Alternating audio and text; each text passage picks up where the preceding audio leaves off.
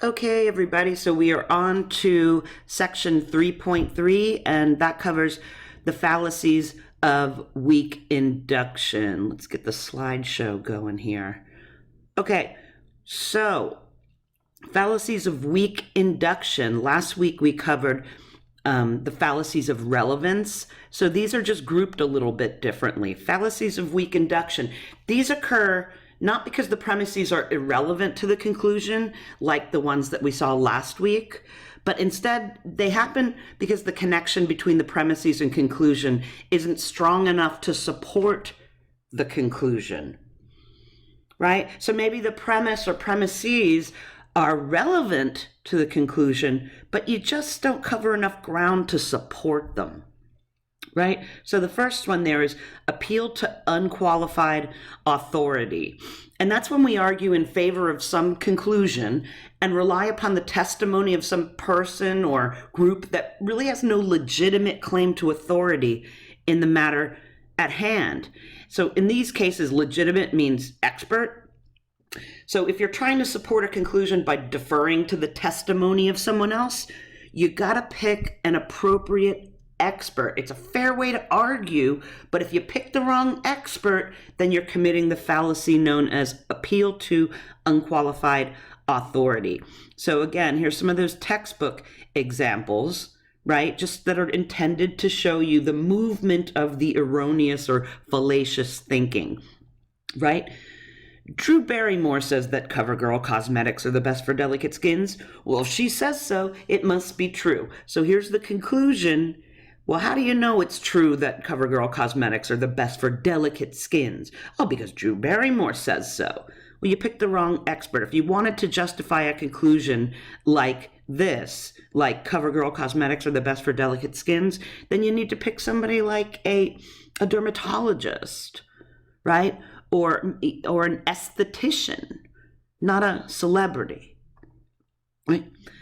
Channeling of the spirits of the dead is possible because the psychic medium John Edwards says so, and he does it all the time.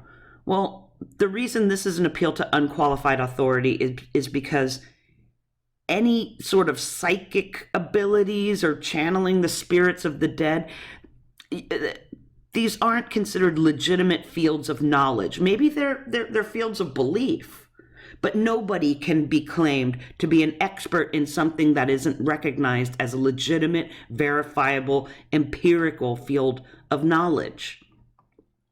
Or Bob is going to need a hip replacement. Oh, his podiatrist told him this last week, and considering her expertise in medicine, it must be true. So this commits that fallacy. So this is the conclusion here, right? And then you're appealing to the wrong kind of expert.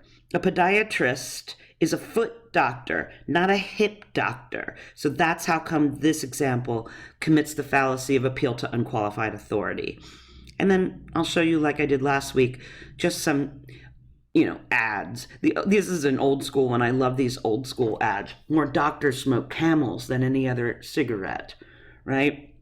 You don't appeal to a doctor, let alone anybody, to sell your cigarettes, right? Or the same here, you selling Viceroy cigarettes as your dentist, I would recommend. So is a dentist, that's very funny, an expert in cigarettes? Or is anybody, as far as recommending smoking cigarettes, should anybody be considered an expert? This one's funny to me too. Selling Texas Instruments technology. Buy this product, essentially. Why? Because Bill Cosby says so. He says it's good. And in light of more recent events, that's even funnier. Or, right, is Ashton Kutcher an expert in in camera technology? No. Is Martin Scorsese an expert in Apple technology or Siri? No, but the stuff's thrown on us all the time. All of them can be considered visual appeals to unqualified authority. So next, appeal to ignorance, right? And that's when we argue that a proposition is true because nobody's ever proven it false, or instead that it's false because nobody's ever proven it true, right? Appealing to a lack of evidence to the contrary is not a logically acceptable way to argue for your conclusion. So some examples. I must have done a great job teaching the course last fall. Well, how do you know? Well, there were no complaints to me or the department. I didn't hear any evidence to the contrary, so I must have done a good job. So that's appealing to ignorance. You're ignorant of any fact to the contrary, so then you just conclude the opposite. That's a fallacy of weak induction, known as appeal to ignorance. Or, it was okay that I borrowed her car for the weekend. Well, how do you know? Well, she never said I couldn't. I had no evidence that I wasn't allowed to, so it must have been okay. Right?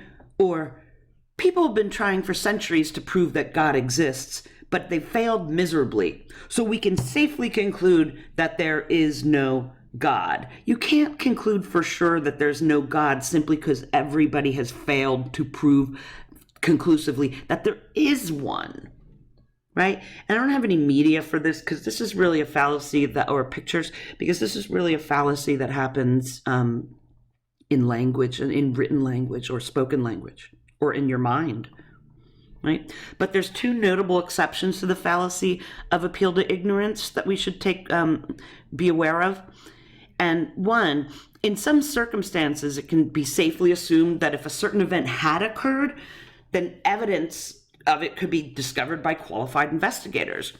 And if they don't find that evidence, it can be concluded that the event didn't happen, right? Also notice the conclusions in the following. So if you said, a rigorous investigation by well-trained officials with more than adequate resources has failed to unearth any evidence that Jessica Thompson cheats on her taxes.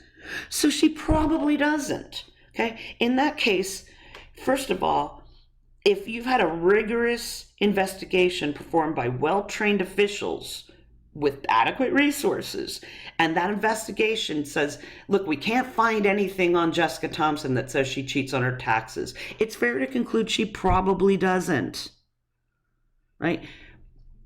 This is okay. Also, look at the conclusion. You're not saying it's absolutely positively certain she doesn't. You're saying she probably doesn't. So this is not an example of appeal to ignorance. You give that a pass. Or neither Bob's wife, his children, his friends, nor his co-workers have ever seen him drink any kind of alcoholic beverage or seen him even the slightest bit tipsy. It's safe to conclude he's probably a non-drinker, right? This is fair. All of these people in his life, nobody's ever even seen him drink or have an alcoholic beverage, right? It's fair to conclude he's probably not a non-drinker. This is not an appeal to ignorance. So both of these can sound like it, but they're not, because I think most importantly, you're concluding it's probably not the case. Okay, another one is another exception to the appeal, to the fallacy of appeal to ignorance. These aren't appeals to ignorance. A courtroom procedure. So in the U.S., a person is presumed innocent until proven guilty.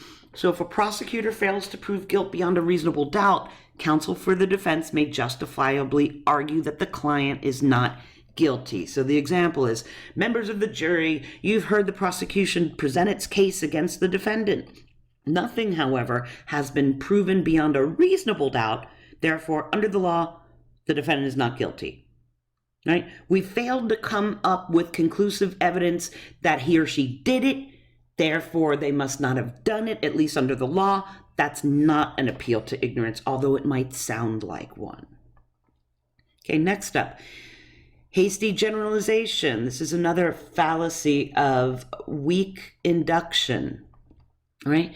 And a hasty generalization is a generalization, right? Well, first, let's remember that a generalization is when we draw a conclusion about all members of a group based upon a sample of the group, necessary in science, right? Necessary in our everyday reasoning. However, it can go terribly wrong, and when it goes terribly wrong, it's known as a hasty generalization, right?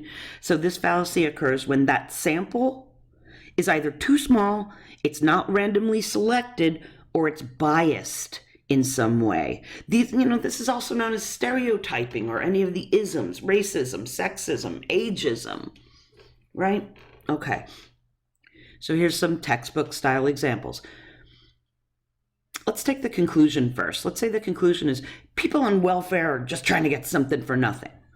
Well, how do you know that? How are you drawing such a broad conclusion? Well, I've read 3 reports about people getting fraudulent welfare payments. So based on 3 reports, you conclude that all people on welfare are just trying to get something for nothing? Hasty generalization. Or tens of thousands of Ford, Mercury, and GM owners polled were incredibly enthusiastic about their cars, and they were very negative about imports. It must be the case that Americans prefer to buy American when it comes to their automobiles. So this commits the fallacy because you're trying to conclude that Americans prefer to buy American cars. Well, how do you know that? You took a poll of people who already were American car owners. Right? So it's not the sample size here that's the problem. It's that this is a bias sample. You found people who already owned, quote unquote, American cars and polled them about the conclusion. So that's a bias sample. Or people from Germany are very smart.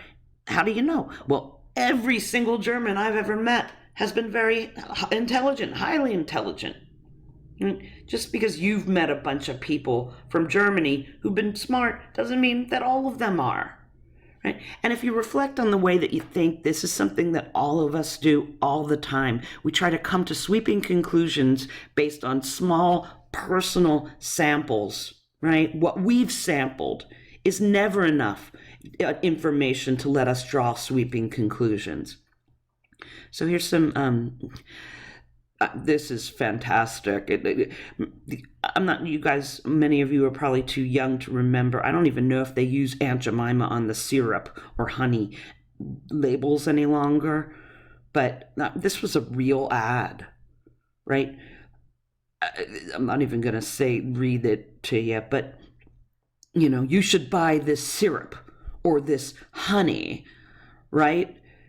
Why? Because this old African American woman says it's good, and since she does all the cooking, right, she ought to know. I mean, this is just this is an example of racism, really. So hasty generalization gone totally wrong, even wronger than it already is, right?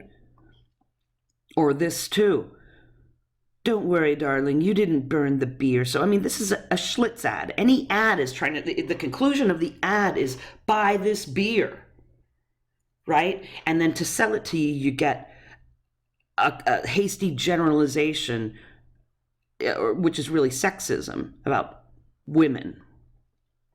Or from the movie Mean Girls, the quote goes, so if any of you have seen this, so if you're from Africa, why are you white? And then the girls say, oh my God, Karen, you can't just ask people why they're white, right? So up here, she's generalizing about people from Africa being black, right?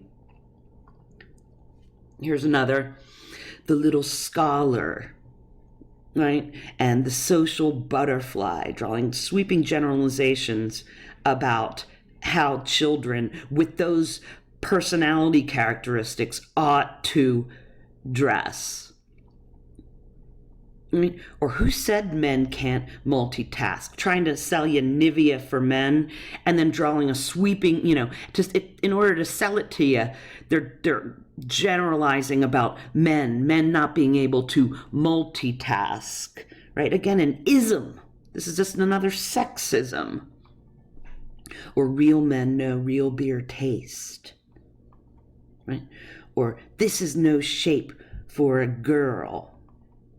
Next up, false cause. So I'm moving quickly because we got a lot of media to look at, and I don't want this to run that long. False cause. Another fallacy of weak induction. That's when we draw a conclusion based upon some imagined causal connection that probably doesn't exist, or you at least haven't argued for it well enough, right? So there are 3 varieties of this fallacy that we should focus on, and that's post hoc ergo propter hoc, which is Latin for after this, therefore because of this, and non causa pro causa, which is not the cause for the cause, and also oversimplification. So we draw conclusions based on what we think are causal connections, right? If I go up to the coffee pot, and very simple stuff. If I go up to the coffee pot and see that, and try to pour myself a cup of coffee, and there's nothing in it, and there's only one other person in the house, I will very quickly reason, well, my husband must have drank the last of the coffee. He caused this to be empty, right? So our whole lives, we're drawing causal connections to make sense of the world, from simple to complex. So we often mess this up, and when we do, it's called false cause. So here's some textbook examples. After Florida relaxed its concealed weapons law, the crime rate dropped, right? So conclusion, clearly allowing people to carry concealed weapons results in a reduction of crime. So you have this conclusion, you're saying, well, it's because look what happened. Right after Florida went easy and started allowing people to carry more concealed weapons, then the crime rate dropped, right? So after this, therefore, because of this is the post hoc ergo propter hoc version of the false cause fallacy, right? This might be the case. Doing this might have caused the crime rate dropping, but if that's the case, if that's how you're going to conclude, you have to really argue for this much more stringently than was done here. Or, there are more churches in New York City than in any other city in the nation, and more crimes are committed in New York City than anywhere else. So clearly, if we want to eliminate crime, we must abolish the churches. So somebody's concluding this here, and they say, well, just look.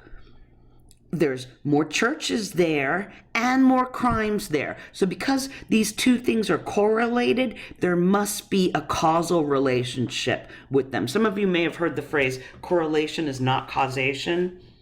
So that's what we're illustrating here.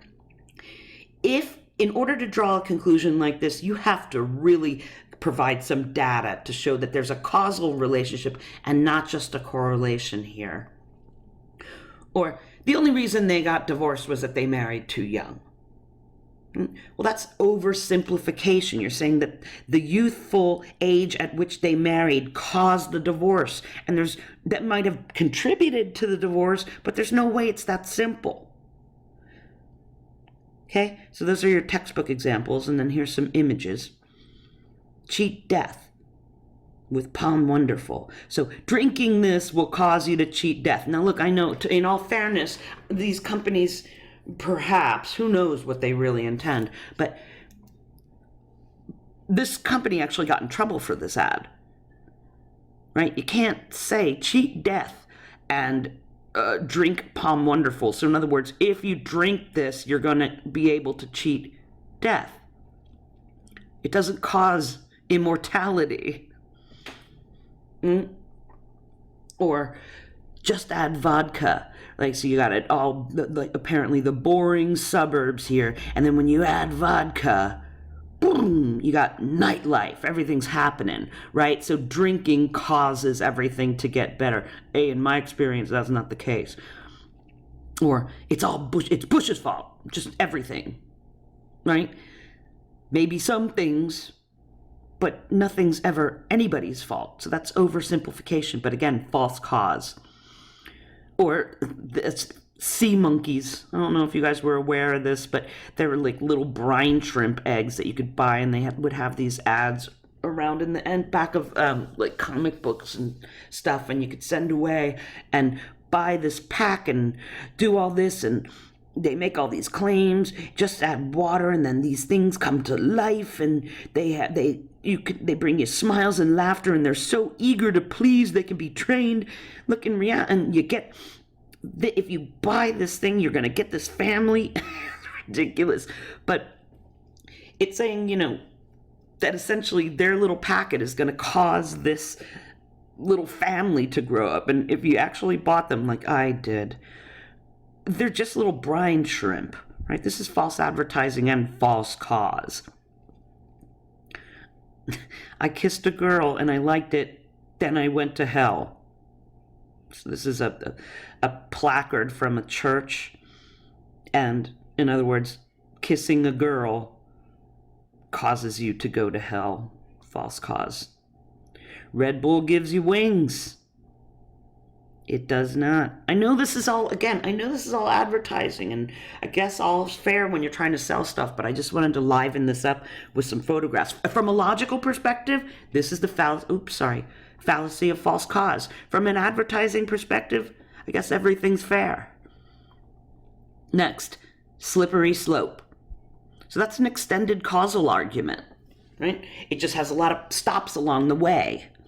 So this is when our conclusion rests upon the claim that a certain event will set off a causal chain of events, leading in the end to some undesirable consequence. So slippery slopes, they naturally occur.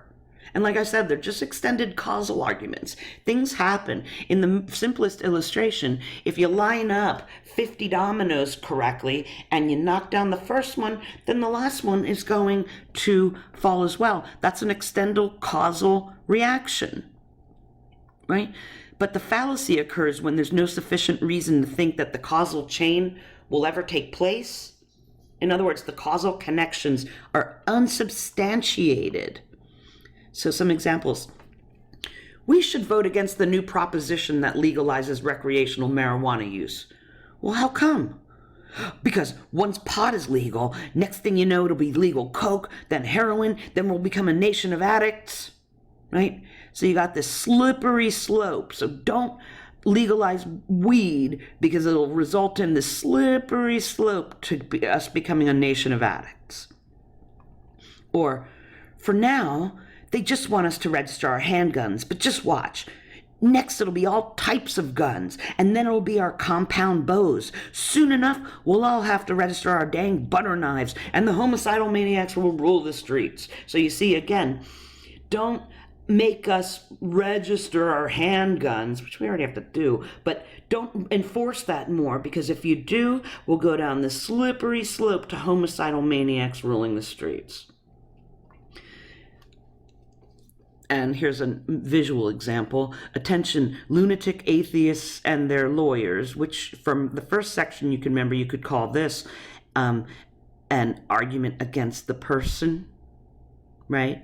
A smear campaign in a sense. So anti-God is anti-American, anti-American is treason, and traitors lead to civil war. So in other words, if you don't believe in God, we're going to have a civil war. Slippery slope. Or, this kind of speaks for itself. In other words, using Tumblr, using YouTube, using Facebook leads to a deadly addiction. I'm sure these technologies can be addictive and are addictive, but I'm not certain that they're deadly in the same way that a heroin addiction can be. So last up, weak analogy. So an argument by analogy, and we've covered those, takes note of the fact that two or more things are similar in some respects, and then concludes that they're probably also similar in some further respect, right? We've looked at these. The fallacy of weak analogy occurs when our conclusion rests upon an analogy that's not strong enough to support it. So here's some examples. Bob's new car is blue. It has leather upholstery, and it gets great gas mileage. Well, Mike's new car is blue and has leather upholstery, just like Bob's, so it probably gets great gas mileage as well. So look, this is a weak analogy because blue and leather upholstery, right, has nothing to do with gas mileage. Those similarities that Mike's and Bob's cars share don't have anything to do with the conclusion. They're irrelevant to the conclusion. So this is a weak analogy. Or, the U.S. is like a full lifeboat in a sea of drowning people. You wouldn't risk your own lives by taking an overload of people on the lifeboat. Therefore, the U.S. shouldn't provide economic assistance to impoverished nations. So here you're comparing a full lifeboat in a sea of drowning people to the United States amidst countries in the world, amidst countries that are impoverished. Right? These two things don't have enough in common. I mean, it gives you an image, and if you're prone to thinking this way, you may like this image. But in logic, a country and a lifeboat simply don't have enough in common to serve as a good analogy to be used in an argument. So this is kind of the apples and oranges. So anytime you find yourself saying, it's the apples and oranges fallacy. Anytime you find yourself saying, it's like, this is apples and oranges, you're comparing apples to oranges, you're kind of saying you're committing the weak analogy fallacy.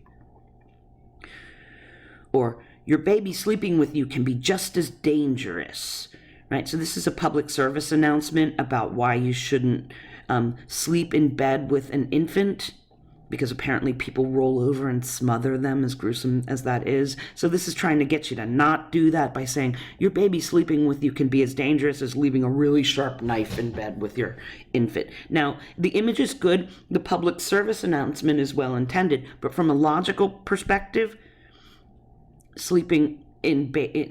human sleeping in bed with their baby is not like putting a knife to bed with your baby.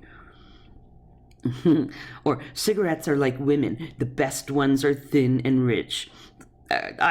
This is an offensive ad. I'm not offended by it. I just see it as a throwback, right? So cigarettes are not like women. Or is keeping your tile floors clean becoming a hefty lift? In other words, they're comparing, or the analogy is between keeping your floors clean and putting an elephant on your back. Cute, gets the message across, that's all fair. But from a logical perspective, weak analogy. Like the real thing in the palm of your hand. So again, the comparison does the job. We like analogies. They're cool to look at. They really have an impact on us. But from a logical perspective, Nokia Express music is not like having a tiny guitar in your hand. Okay, everybody, there we have it. Topics covered. We looked at the fallacies of weak induction, and those were unqualified authority, appeal to ignorance, hasty generalization, false cause, slippery slope, and weak analogy.